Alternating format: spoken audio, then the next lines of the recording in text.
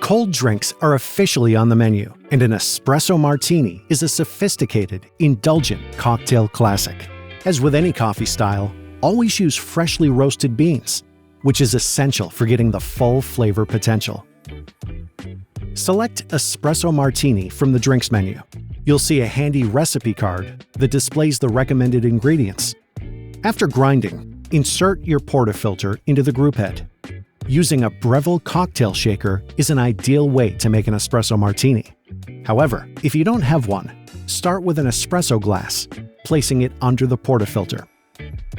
Brew a double shot of espresso and wait for extraction to complete.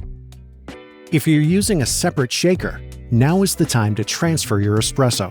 Next, fill the shaker 3/4 full with ice.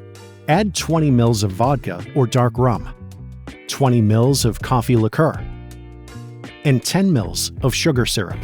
Secure the lid firmly and shake vigorously, around 10 to 15 seconds, before serving into a martini glass. Garnish with a few coffee beans to serve. Now, all you need to do is enjoy.